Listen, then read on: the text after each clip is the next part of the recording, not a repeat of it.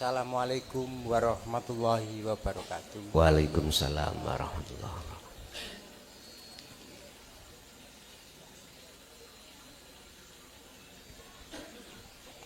Bapak Mukhlason, Ya, nggih kula dinten niki wonten ketitipan pertanyaan saking sederek. nggih. Agak keras Pak suaranya. Wah, gitu. Nggih. Nggih.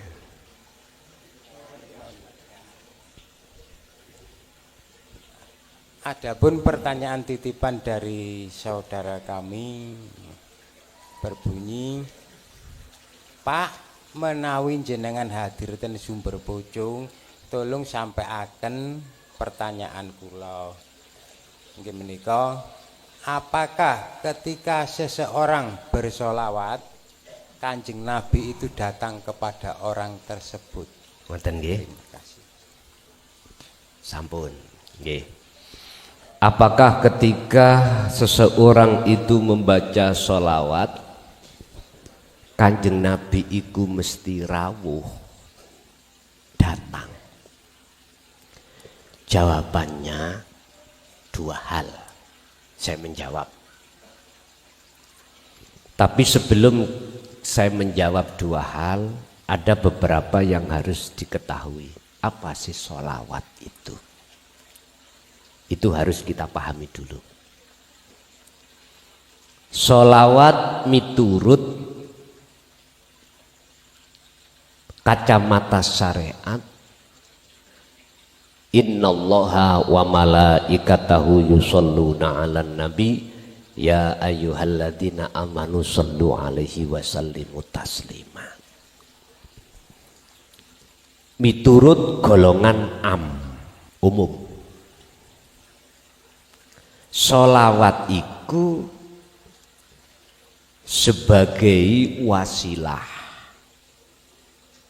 untuk terhadap Kanjeng Nabi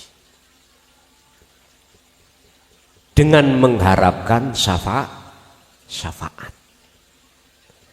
Dari kacamata syariat ini, apakah Rasulullah itu hadir? Kalau hadir, orangnya yang bagaimana yang membaca sholawat seperti ini? Bon, itu sholawat miturut kacamata syariat bunyinya Allahumma sholli ala Sayyidina Muhammad, ditujukan terhadap Muhammad ibnu Abdillah. Yes. Ini kacamata syariat.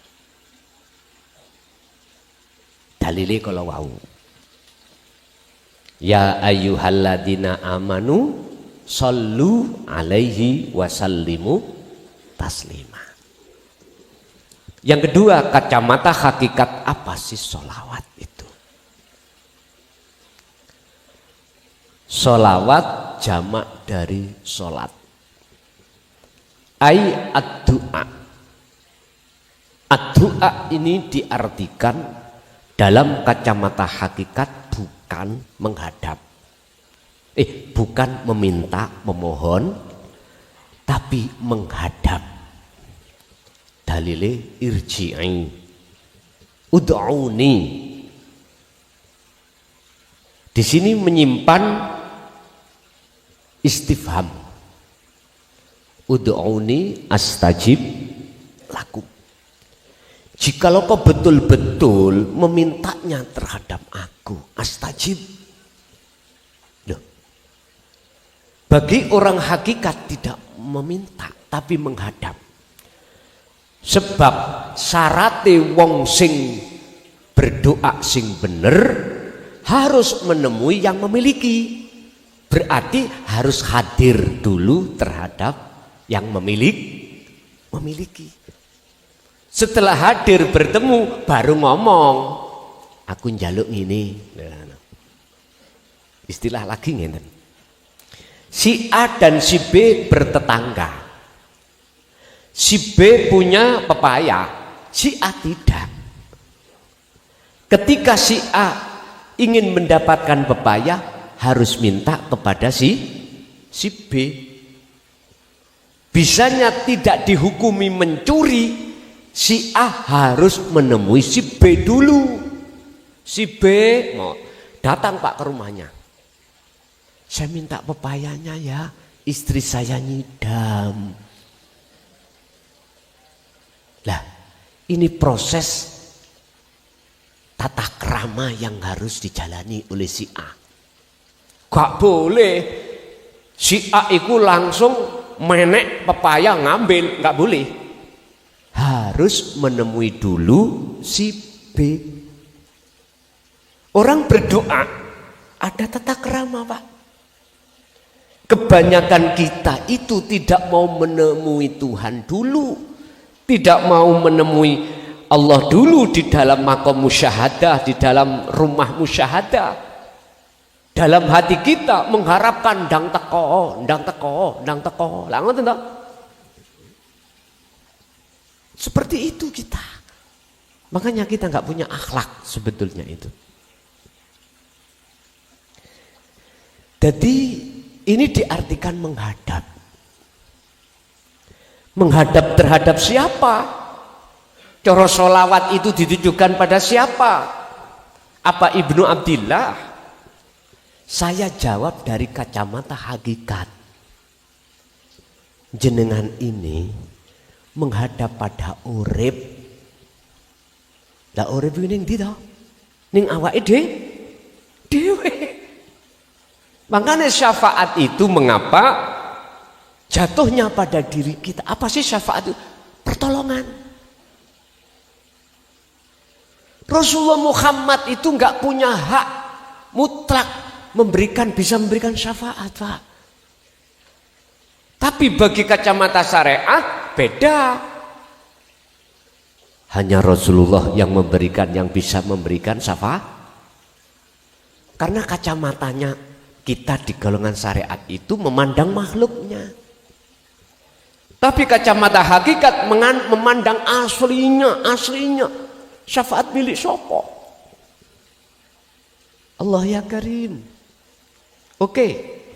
Kalau jenengan masih bersikukuh syafaat itu hak milik Kanjeng Nabi Muhammad, tolong dibuka di dalam surah apa? Az-Zumar ayat 44. Az-Zumar ayat golek ana dhewe. Ora pate apalang. Unenane ngeten. Bunyinya gini. Kul, katakan Muhammad. Ini yang menyuruh Allah loh ya, mengatakan. Lillahi ku tetap kedue Allah apa asyafaatu utawi pertolongan jami'an kelawan sekabehane. Muhammad katakanlah bahwa syafaat itu milik Allah. Anane adanya di Muhammad iku sebab Muhammad iku dikehendaki Allah untuk membawa syafaat pertolongan bagi umat. Ngoten lho. Bukan hak milik mutlak Muhammad ibnu Abdillah, bukan. Jenengan membaca syafaat, membaca sholawat, itu maksudnya jenengan menghadap terhadap siapa? Hidup ya Allah iku urip ning awak sampean. Lah syafaate kanggo Muhammad diri Anda. Muhammad diri Anda. Muhammad iku makhluk, Pak. Enggak percaya? Al-Kahfi ayat terakhir. Kul innama ana basarum mithlukum. Muhammad katakanlah, apa yang Muhammad katakan? Innama ana basarum mislukum. Sesungguhnya saya itu sama dengan kamu, sama makhluknya, basyariah. Ini konteksnya dari kacamata hakikat loh Pak, bukan bun salah paham. Aslinya. Lah sifatnya makhluk iku Bapak Ibu, mohon maaf. Malakum dzarraw wala naf'an. Gak bisa memberikan pertolongan, manfaat atau menolak bahaya, nggak bisa. Makhluk siapapun. Sebab sifatnya makhluk disebut makhluk itu la haula walaku, ya seperti rokok ambek korean ya, dengan korean. Ayo jarno sampai besok, bisakah korean itu menyumet rokok apa menyumet menyalakan rokok? Biarkan sampai nek ra percaya tunggonono iki sampai meneh ora iso. Oleh bisa menyalakan rokok karena ada pihak ketiga. Paham ya? Tergantung jenengan kalau memandang makhluknya, Muhammadnya, otomatis yang memberikan syafaat itu Kanjeng Inilah yang disebut syirik khafi. Inilah sebagai penghalang si salik nggak wusul-wusul seperti ini. Merasa dirinya yang bisa berzikir. Beda secara kacamata hakikat, memandang aslinya siapa. Nah, kalau bicara tentang masalah ini, rokok dan korean, ya pihak ketiga, ya klason. Iya, dipraktek nih bisa.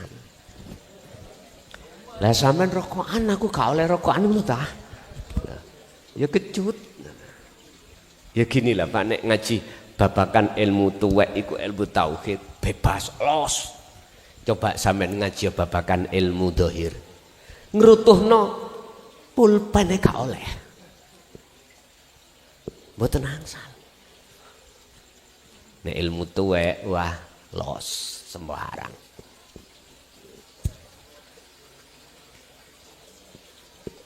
Sampai memandang makhluk Koreani seakan-akan Korean bisa memberikan manfaat.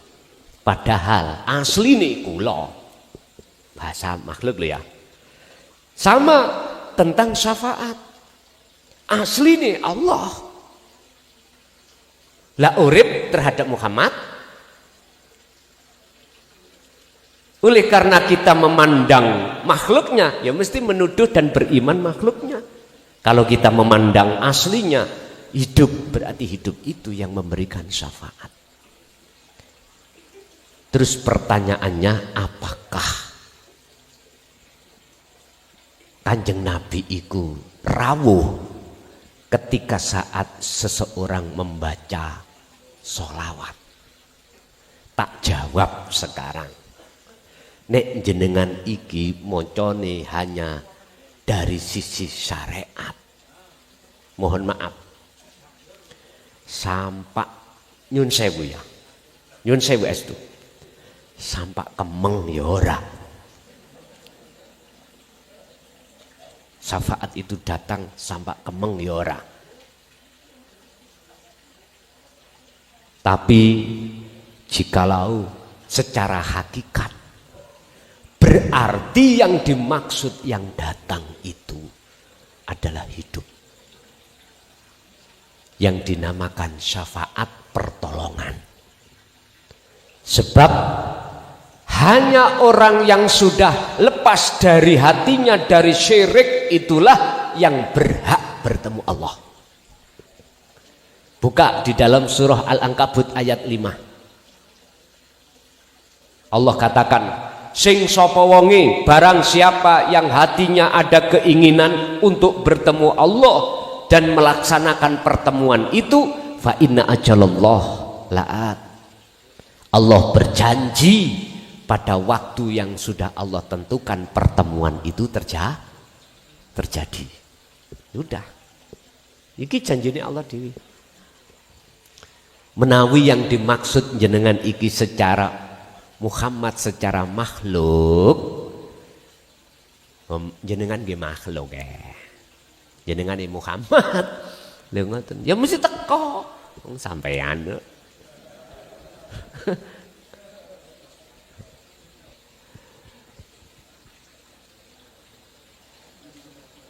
Bapak Ibu hadirin jamaah rahimakumullah. Ada satu keterangan, para kekasih Allah itu yang mati di dalam medan pertempuran, jangan kau anggap itu mati. Dia itu hidup, tetapi Anda tidak mengerti. Medan pertempuran apa? Pembahasan sampean kan perang ning ngene wis suhada iku toh. Jenengan dahar nek ati sampean iki mang merangi nafsu, ya iku sebetulnya itu suhada. Jenengan dahar, kok ati sampean sambung nang Gusti Allah waktu dahar, bentuke gak ngaku-ngaku. Semua apa yang aktivitas dalam permakanan ini hanya Allah yang menguasai, berarti jenengan merangi nafsu. Wajahidu fi sabilihi. Lah niki itulah umpama pas dahar sampean keleleken pentol sak gegem terus sedo, berarti suhada secara hakikat seperti itu. Ternyata yang dimaksud orang mati iku ruhaniyahnya mekaten. Nggih, satu lagi.